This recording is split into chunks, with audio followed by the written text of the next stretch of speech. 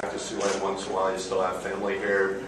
Hopefully you've gotten around and seen some of the town this weekend. How's the area Actually changed? not, because I just came in yesterday, and there's only one flight to Sioux City from Los Angeles, and I didn't make it in till late last night, so I haven't gotten a chance to go around. Okay. Sorry. Yeah, no, that's fine. Well, I went to Riverside today. You still have a lot of family around here now? Yes, but I have not been here since I was a year old, so I don't really know them, to be honest with you. Okay. So I know you're a Catholic school graduate. How did your that education impact your future? Well, my dad had been a coach at Notre Dame High School, and so I had always wanted to go to Notre Dame High School. So when I finished Leave It to Beaver, it would have been my freshman year, and the studio came to me and my parents, and Leave It to Beaver had run for 6 years. And that's what for the Actors Union, you can only sign a contract for 6 years. So they wanted to go in and have me do another series. And my dad was at that time fully employed. He retired as a superintendent of LA City Schools.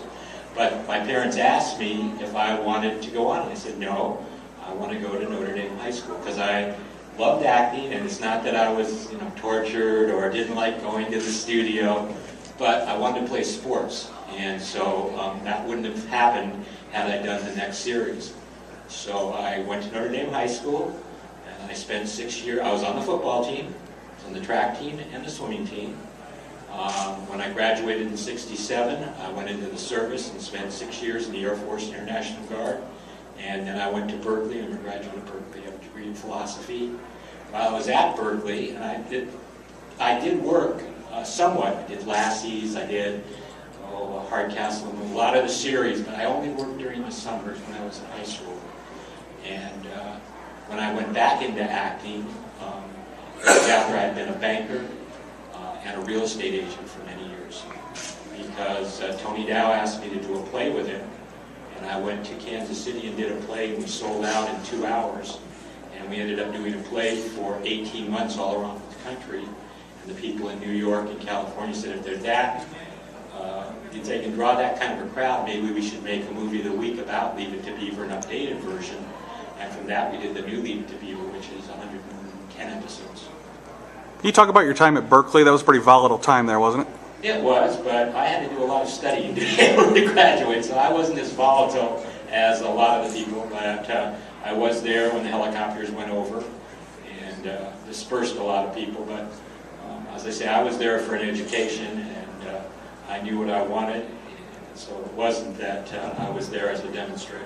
Can you talk about what it was like to work with Alfred Hitchcock? Do you have any remembrance of that? Yeah, I do remember Alfred Hitchcock. It was The Trouble with Harry. It's Shirley MacLaine's first movie. It has John Forsythe and Edmund Gwenn in it. And I was doing, before Leave It to Beaver, and this Hitchcock movie was also before Leave It to Beaver, a lot of live television, because once you went on one live show as a child actor and did it right, they always hired you, because they couldn't, as I say, it was live, so they couldn't take the chance that one actor that was a child would walk out, start to cry, wander off. And so I started working at 2 years old.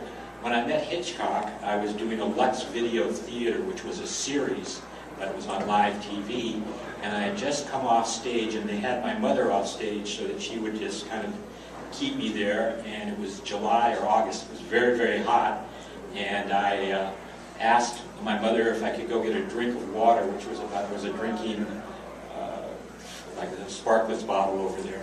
And my mom said, no, just stay here, be quiet.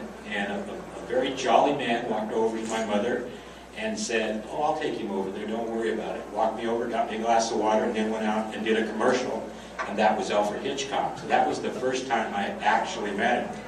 I went about probably 6 weeks later and walked into a dressing room where he was eating lunch, and there was that happy man again. He said, hi. I said, hi. He said, how would you like to go and be in a movie with me? And I didn't even know he was a director. He says, I'm the director, and we're going to go to Vermont. Would you like that? I said, I'd like that. That sounds like a lot of fun. He said, okay, well, you've got a job. So that's how I met Hitchcock. When I really developed a relationship with him was when I was doing Leave It to Beaver, because he was doing Alfred Hitchcock Presents.